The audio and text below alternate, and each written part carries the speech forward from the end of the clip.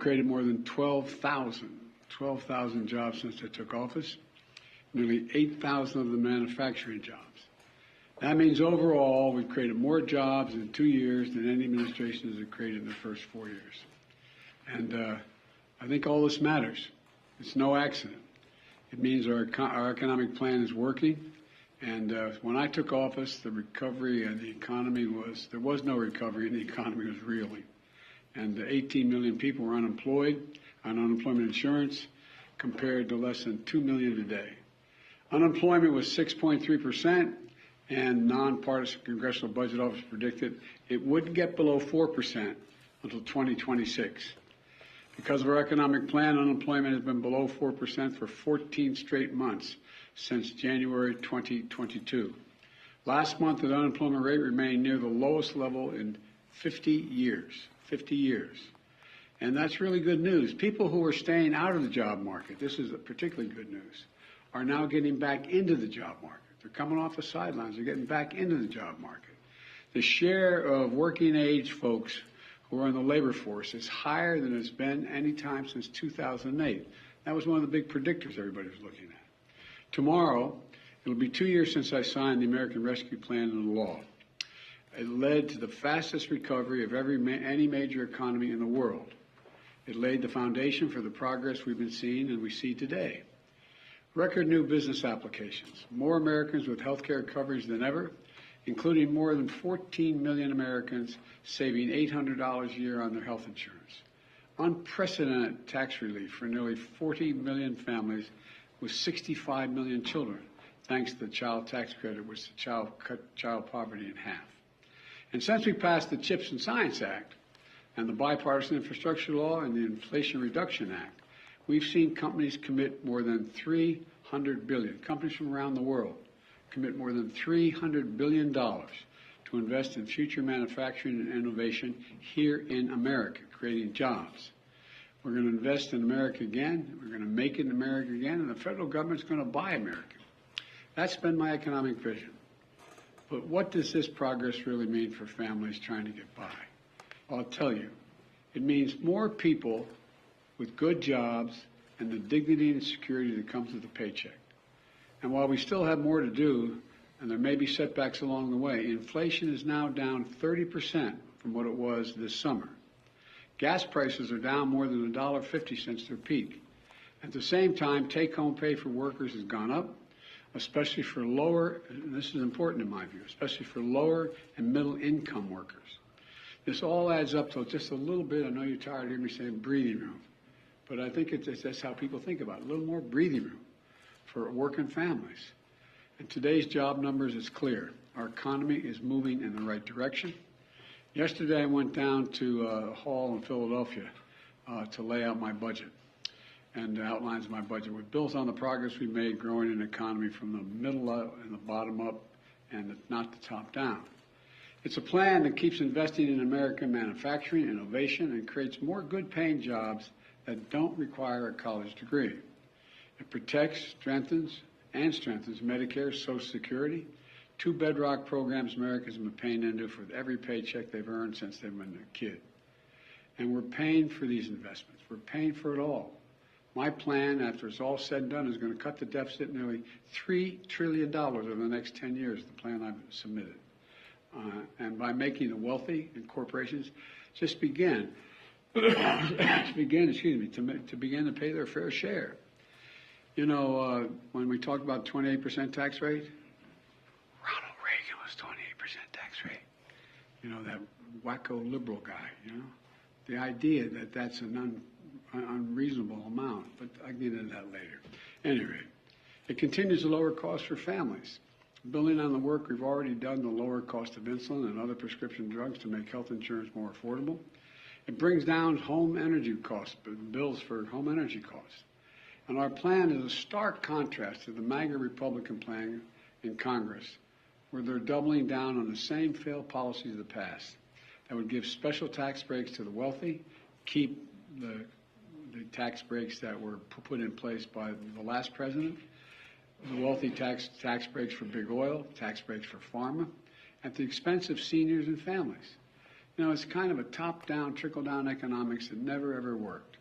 I know when I grew up, as you've heard me say before, not much trickled down on my dad's kitchen table.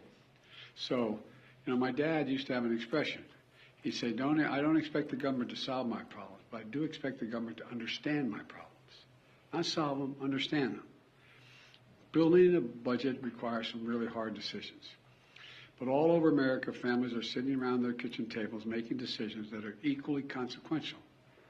That's who my budget is for. It's about a value set, I said yesterday. Working people, middle class, the backbone of the country, small businesses who are responsible for around half of all the jobs in the economy. Big corporations, the Fortune 5, they're big. But small businesses account for half the people employed in the economy. My budget reflects what we can do to lift the burden on hardworking Americans. Today's news tells us that thanks to our efforts, 12 million more Americans have jobs. The job is about a lot more than a paycheck, as I said. It's about dignity. It's about your family's dignity. And 12 million more Americans can look their kids in the eye and say, honey, it's going to be okay, and mean it. That's a little more dignity for 12 million Americans. It's not just good numbers. People can feel it.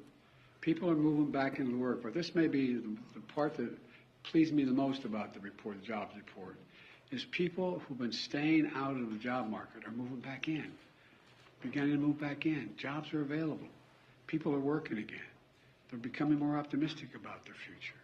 And now the biggest threat to our recovery is the reckless talk. The reckless talk, my MAGA friends, this is not yours, I heard me say, it's not your father's Republican Party, but the Republicans in the United States Congress. What they want to do with regard to the debt limit. They're threatening to default on our national debt. In fact, planning to default, as some Republicans seem to be doing, puts us very much at risk.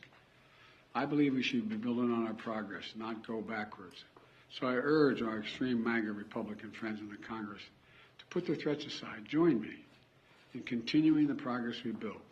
We got a lot more to do, so let's finish the job. And by the way, we talk about I just saw my staff hand as I was coming in, the House Freedom Caucus. The members of the House Caucus will consider voting to raise the debt ceiling contingent upon the enactment of legislation. You know what the essence of the enactment of legislation is? Cut all spending other than defense by 25%. 25% across the board. Now that means cops, firefighters. It means health care. That's just what they call discretionary spending, as you all know. And on top of that, what they're really focused on, I saw here, I shouldn't get into all this now, but it's kind of surprised me. They want to make sure we don't have enough IRS agents. Those IRS agents we had? They're going to check on the accounts for the super wealthy, which require a lot of accounting, a lot of agents to look at it. They want to get rid of them. I don't know. We just have a very different value set. Anyway, I'm optimistic. We're going to get the CPI next week. Hopefully, we'll be in some solid shape. But anyway, yes. Mr. President, are you concerned that rising interest rates will put a damper on this job growth and impact the economy? And you mentioned the Freedom Caucus. Do you have any openness to negotiating on any of the issues that they mentioned? Well, first of all, we don't know what the CPI is going to be this week, but it's been down. Interest rates have been down. The inflation's been down for many weeks in a row now. And I said we're going to see blips going up, but I feel confident that we're headed in the right direction. And there's a lot of talk about what the Fed will do and not do. We'll see. We'll see what the Fed will do. But we'll see what the CPI is. I guess it's Tuesday or Monday, Tuesday, Wednesday. Next week is coming out. The idea that I'm going to agree that we start to figure out where we cut 25% across the board. By the way, their entire program does not lower the deficit one single penny.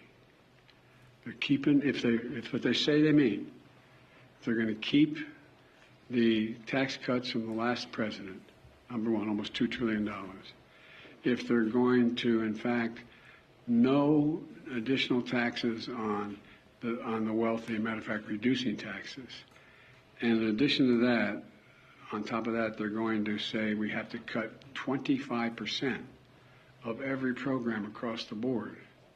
I don't know what there's much to negotiate on. But I'm prepared. I told the speaker, as soon as he's ready to lay out his budget, I'm willing to sit down. And now I'm hearing things like, well, we're not going to have our budget till April or May, maybe even June. All this talk pushing me to get my budget done. I said I'd have it done by the 9th. I had it done by the 9th. I handed it to you guys. I handed it to them.